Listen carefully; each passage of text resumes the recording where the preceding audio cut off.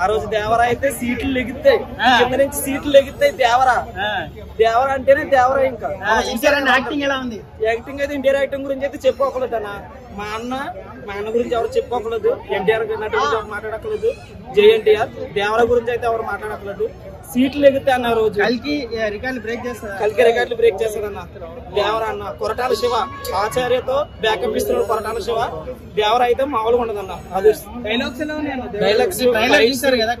Trailer అయితే highlight అన్న. మాటలు లేవు, ప్రతిదీ నచ్చుతుంది. ఎర్ర సముద్రం ఎలా ఉంది? ఎర్ర సముద్రం ఎర్రగానే ఉందన్న. ఎర్ర సముద్రం జై ఎన్టీఆర్ హిట్ కదన్న. Blockbuster. సీట్లు ఎగితే రోజు ఎవడ సీట్లు కూర్చోడా రోజు. టికెట్లు కూడా కష్టమే, దొరకదా రోజు టికెట్లు.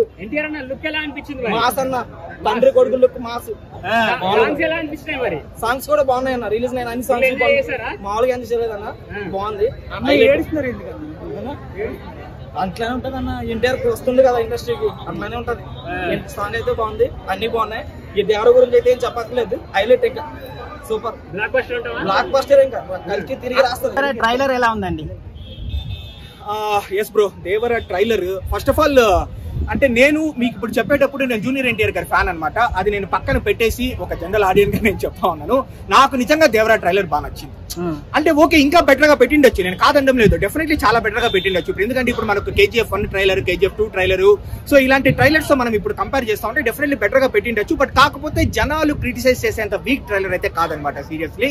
And more than trailer, maybe trailer నాకు నచ్చిండొచ్చు, చాలా మంది ఆడియన్స్ కి నచ్చపోయిండొచ్చు, అది నేను ఒప్పుకుంటా ఉన్నాను. బట్ ఒక ట్రైలర్ కట్టును చూసి సినిమా ఎలా ఉండబోతోంది అని ఎవరు జడ్జి చేయలేరు అనమాట.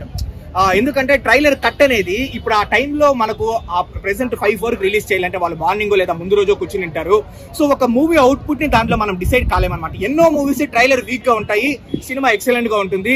ఎన్నో మూవీస్ ట్రైలర్ ఎక్సలెంట్ గా ఉన్న సినిమా డిజాస్టర్ అయిన మూవీస్ ఎన్నో ఉన్నాయి లాస్ట్ 2 years లోనే మనం చెప్పాలనుకుంటే. సో ఈ మూవీ కూడా డెఫినెట్లీ ట్రైలర్ కట్ కొంచెం వీక్ గా ఉన్నప్పటికీ మూవీ అయితే ఎక్సలెంట్ గా ఉండబోతుంది.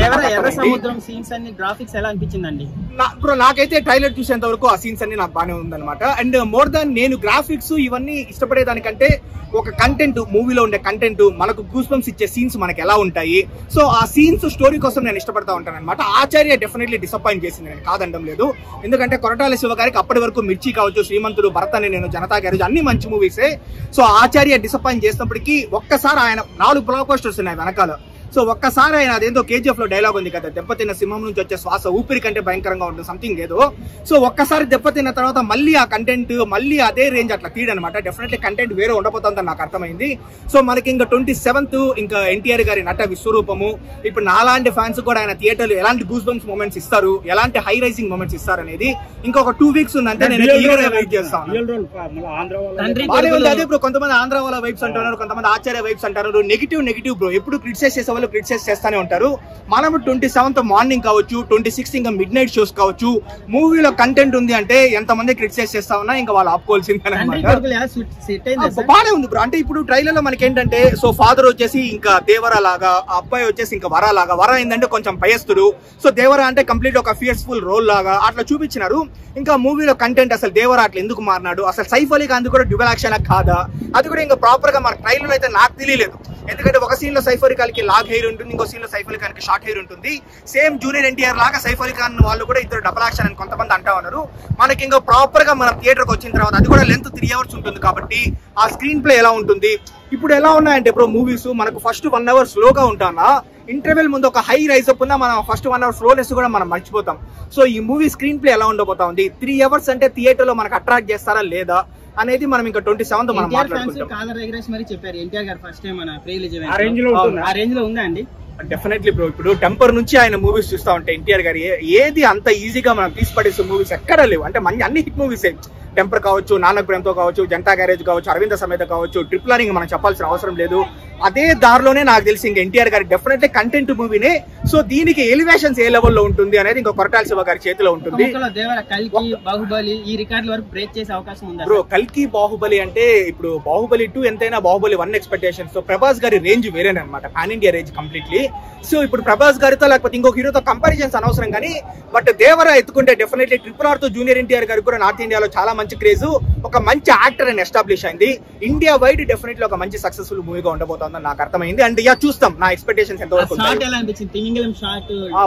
నాకైతే బానే ఉంది బ్రో. మనకేమి RRR వాళ్ళ హై లెవెల్ గ్రాఫిక్స్ ఎవరు ఎక్స్పెక్ట్ చేయడం లేదన్నమాట.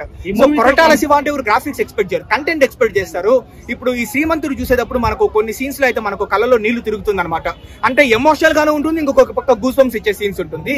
సో ఆ రెండు దేవరాలు ఏ లెవెల్ ఉండబోతుందో మనకు అర్థమవుతుంది.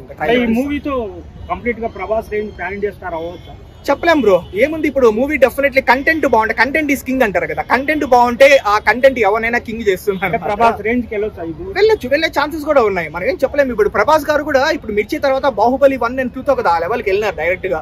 ఇంకా జూనియర్ ఎన్టీఆర్ గారు కూడా RRR అయింది. ఇంకా దాని తర్వాత ఈ మూవీతో వెళ్తే డెఫినెట్లీ ఇప్పుడు మన టాలీవుడ్ నుంచి ఇంకొక హీరో ప్రభాస్ రేంజ్ కి వెళ్ళినారంటే మనం హ్యాపీగానే ఫీల్ అవ్వాలి. Block buster block buster. Koratala Shiva మనకు స్టార్టింగ్ లోనే చెప్పినారు కదా, ఈ సినిమాలో ఏంటంటే మనుషుల కంటే మృగాలే ఎక్కువ ఉంటారు, ఆ లెవెల్లో వాళ్ళ విలనిజం, ఆ లెవెల్లో నెగిటివిటీ ఉంటుంది అని. సో ఆ విలనిజం అంతా, ఆ నెగిటివిటీ అంతా ఎలా ఉంటుంది, దాన్ని దేవర ఎలా దాటుకొని వస్తారు. సో చూస్తాము. మనం మళ్ళీ 27th మనం మాట్లాడుకుంటాము. చాలా బాధ అనిపించింది. సినిమా మాత్రం పక్కాగా కంబ్యాక్ ఇస్తాడు. తండ్రి కొడుకుల గెటప్ ఎలా ఉన్నారు ఎన్టీఆర్ డ్యూయల్ రోలే, అది బాగానే ఉంది. బట్ తేడా లేదు, హెయిర్ వరకు న్యాచురల్ ఉంది, ఓవరాల్ మొత్తం బాగుంది, సెట్ అయింది ఓకే.